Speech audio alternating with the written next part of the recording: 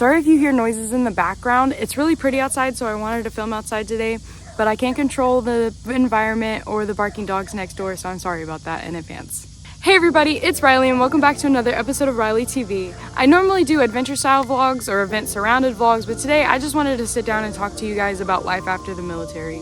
First, I'm going to give you guys a little bit of background about my military experience. I joined the active duty U.S. Army in 2019 and I left September of last year. My MOS or my job was 14 Echo, which is Patriot Fire Control Enhanced Operator Maintainer. A mouthful, I know, but basically I just worked with the Patriot missile systems. I used to tell people that I fired missiles for a living because that sounds way cooler than Patriot Fire Control Enhanced Operator Maintainer. I was stationed in Fort Bliss, which is in El Paso, Texas, the whole time I was in the military, so I didn't really get to see the world like a lot of other soldiers did. But that's just a general overview of my military experience. This video is about life after, so let's get into it. First thing I want to talk about is appearance. The military has such strict rules on what to look like. AR 670-1, which is the Army regulation on grooming and appearance, goes over how to wear your uniform, what to look like when you're wearing your uniform, everything down from your hair to your nails. You have to look and act a certain way. And so I remember the day I got out of the military like it was yesterday. It also happened to be my birthday, September 20th. And as a getting out of the military present and as a birthday present, I broke those rules. I went and I dyed my hair a crazy color. I pierced my nose. I got my ears tattooed. And it felt so freeing. I remember it felt so freeing to finally be able to do whatever I want with my body without worry of, breaking these rules. I can finally express myself as myself rather than just a soldier, if you know what I mean. One thing I really struggled with at first is fitting in or making friends with civilians. I joined right after high school, so the military was really all I knew as an adult.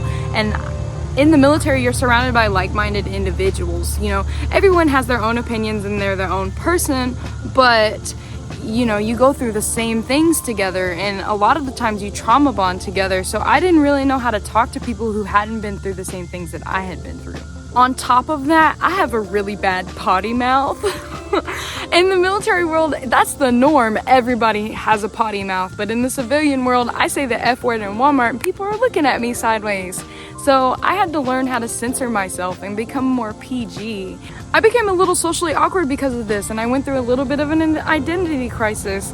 I felt lost without a mission. I overcame this, one, by going to therapy, but two, by connecting with other veterans, and they gave me tips and pointers on how to navigate the civilian world. One of the best pieces of advice I can give to newer veterans like me is find older veterans to talk to and confide in, because they've gone through what you've gone through. They went through the difficult transition period. They went through the identity crisis.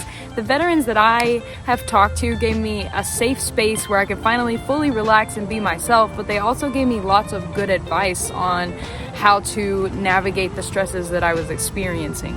They're also really good resources when talking about how to use your benefits or how to use your GI Bill and such like that.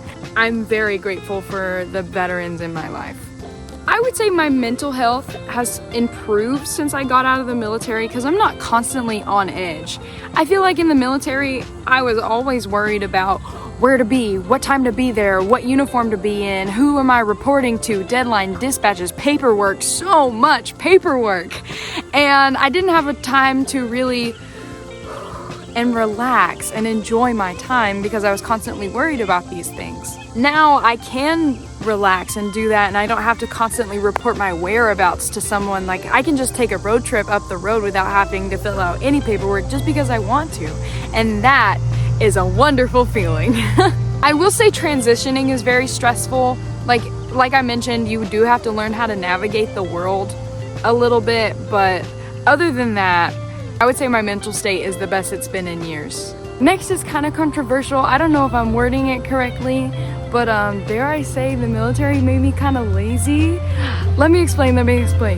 So the military takes care of a lot of stuff for you. It gives you a clothing allowance, a housing allowance. It automatically pays into your life insurance. It takes care of all things medical, from payment to when and where to make an appointment, everything. it takes care of a lot of stuff for you. And so whenever I got out, I had to quickly learn these life skills and how to do them because the military did it for me, you know? I highly recommend paying attention to your transition classes. For the Army, whenever I went through it, it was called SFL TAP, or Soldier for Life TAP, Transition Assistance Program, I think. But those give you a lot of good information on how to do the things that the military did for you. I unfortunately did not pay a lot of attention because I was like, oh, I don't need this. This is pretty obvious. And unfortunately, it wasn't obvious. So I had to learn those life skills very quickly. Other advice I have for soldiers getting out is have a solid plan, have a solid backup plan. My original plan, I was like, oh, I'm gonna go to college, I'm gonna do this, that, and the third. And then life threw me a curveball and none of that happened. And I'm grateful that none of it happened because now I'm pursuing my dreams, I'm going after my dream job. But it's also good to have that plan because this is my backup plan, you know? Now I'm gonna talk about PTSD. I'm a combat veteran who struggles with PTSD. I go to therapy for it. It impacts my life, especially on holidays that have fireworks or when people try to come up and scare me, which is not funny. Please don't do that to veterans because you're gonna get punched. I had to learn coping skills and how to prepare myself for situations like that. I also had to, you know, constantly remind myself, like, you don't need to be this worked up about something. You don't need to be this anxious about something. You're not in the military anymore. You're not on deployment anymore. So that's something that I'm still working with every day. It's hard right now, but hopefully one day it'll be easier. Overall, the military has changed me as a person. It made me who I am today, and I would not change that for the world. I'm very grateful for my service and the time that I had spent. I was proud of myself for being a soldier, and now it's time that I'm proud of myself for being a veteran, if that makes any sense. And like I said, I'm going after my dream job. I have lots of aspirations and goals, so I can't not wait, and I hope I can bring you guys along on that journey. If you have any questions or want tips about joining the military, being in the military, or if you want to hear some of my stories, please let me know, comment down below or message me, and I would love to share that with you guys. Thank you for tuning in.